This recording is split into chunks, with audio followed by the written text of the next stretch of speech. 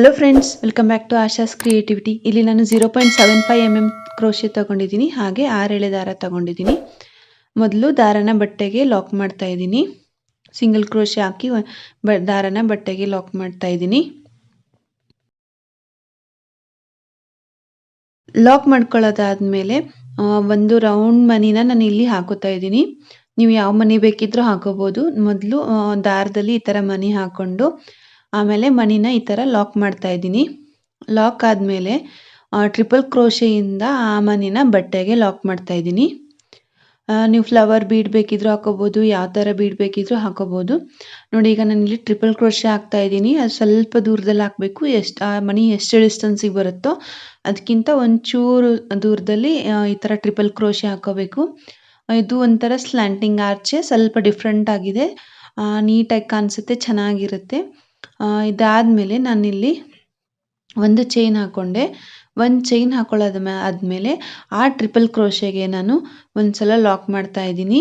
ನೋಡಿ, ಈ ಥರ ಲಾಕ್ ಮಾಡ್ಕೋಬೇಕು. ಲಾಕ್ ಆದಮೇಲೆ 3 ಚೈನ್ ಹಾಕೋತೀನಿ.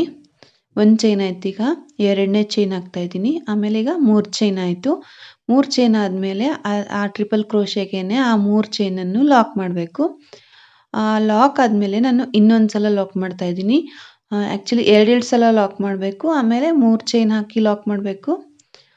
3 ಚೈನ್ ಹಾಕಿ ಒಂದು ಸಲ ಲಾಕು, ಆಮೇಲೆ ಇನ್ನೊಂದು ಸಲ ಲಾಕ್ ಮಾಡಬೇಕು. ಇದೇ ಥರ ಆ ಟ್ರಿಪಲ್ ಕ್ರೋಶೆ ಕಂಪ್ಲೀಟ್ ಆಗೋವರೆಗೂ ಇದೇ ಥರ ಫಾಲೋ ಮಾಡಬೇಕಾಗತ್ತೆ. ನೆನ್ಪಿಟ್ಕೊಳ್ಳಿ, ಫಸ್ಟ್ ಒಂದು ಸಲ ಲಾಕ್ ಮಾಡಿಕೊಂಡೆ, ಅದಾದಮೇಲೆ 3 ಚೈನ್ ಹಾಕ್ಕೊಂಡು ಲಾಕ್ ಮಾಡಿಕೊಂಡೆ, ಆಮೇಲೆ ಮತ್ತೊಂದು ಸಲ ನಾರ್ಮಲ್ ಲಾಕು, ಮತ್ತು 3 ಚೈನ್ ಲಾಕು. ಇದೇ ಥರ ಅಲ್ಟರ್ನೇಟಿವ್ ಆಗಿ ಹಾಕ್ತಾ ಹೋಗಬೇಕು. ಜಾಸ್ತಿ ಕನ್ಫ್ಯೂಷನ್ ಏನು ಮಾಡ್ಕೋಬೇಡಿ, ತುಂಬ ಸಿಂಪಲ್ ಆಗಿದೆ. ಬರೀ 3 ಚೈನ್ ಲಾಕು, ನಾರ್ಮಲ್ ಲಾಕು ಅಷ್ಟೇ ಇರೋದು ಇದರಲ್ಲಿ. ಆ ಟ್ರಿಪಲ್ ಕ್ರೋಶೆ ಏನಿರುತ್ತಲ್ಲ ಅಷ್ಟು ಕಂಪ್ಲೀಟ್ ಆಗೋವರೆಗೂ ಎಷ್ಟು ಈ ಥರ ಪ್ಯಾಟರ್ನ್ ಬರುತ್ತೋ ಅಷ್ಟು ಹಾಕಬೇಕು. ಮ್ಯಾಕ್ಸಿಮಮ್ 3 ಬರುತ್ತೆ. 3 ಚೈನ್ ಲಾಕು, 3 ನಾರ್ಮಲ್ ಲಾಕು. ನೋಡಿ, ಈ ಥರ ಸೇಮ್ ಇದೇ ಥರ ಅದು ಕಂಟಿನ್ಯೂ ಮಾಡಿ. ನೀವು ಸ್ವಲ್ಪ ಟ್ರಿಪಲ್ ಕ್ರೋಶೆ ಸ್ವಲ್ಪ ಲೂಸಾಗಿ ಹಾಕಿದರೆ ಇನ್ನೂ ಸ್ವಲ್ಪ ಜಾಸ್ತಿನೂ ಬರ್ಬೋದು.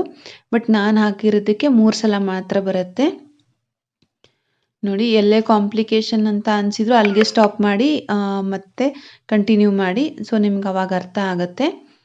ಸೊ ನೋಡಿ, ಈ ಡಿಸೈನ್ ಈಗ ಇಷ್ಟು ಒಂದು ಕಂಪ್ಲೀಟ್ ಆಯಿತು. ಈಗ ಇದನ್ನ ಲಾಕ್ ಮಾಡ್ತಾ ಇದ್ದೀನಿ. ನೋಡಿ, ಸಿಂಗಲ್ ಕ್ರೋಶೆಯಿಂದ ಲಾಕ್ ಮಾಡಬೇಕು.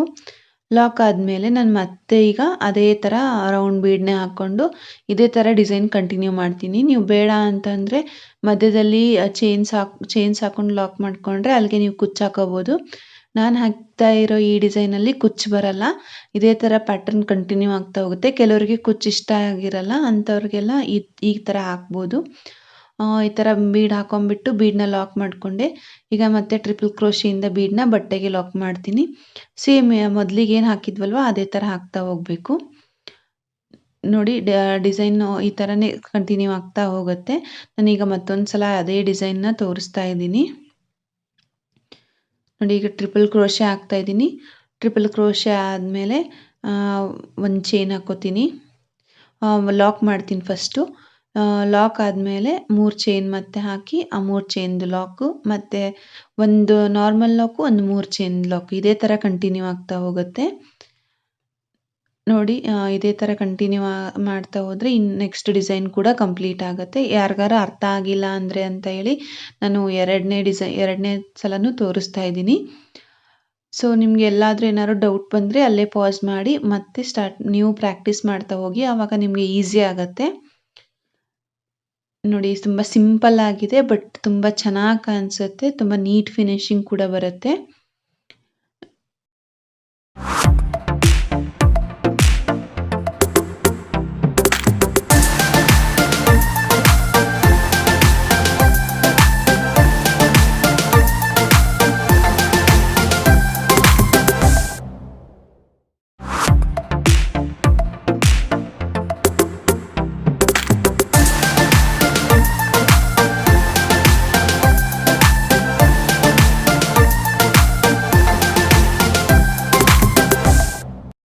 ನೋಡಿ, ಡಿಸೈನ್ ಪೂರ್ತಿ ಕಂಪ್ಲೀಟ್ ಆದಮೇಲೆ ಈ ಥರ ಕಾಣಿಸುತ್ತೆ. ಈ ಡಿಸೈನ್ ನಿಮಗೆಲ್ಲ ಇಷ್ಟ ಆಯಿತು ಅಂತ ಅನ್ಕೋತೀನಿ. ಇಷ್ಟ ಆಗಿದ್ರೆ ದಯವಿಟ್ಟು ಲೈಕ್ ಮಾಡಿ, ಕಮೆಂಟ್ ಮಾಡಿ, ಹಾಗೆ ನಿಮ್ಮ ಫ್ರೆಂಡ್ಸ್ ಜೊತೆ ಶೇರ್ ಮಾಡಿ. Thank you.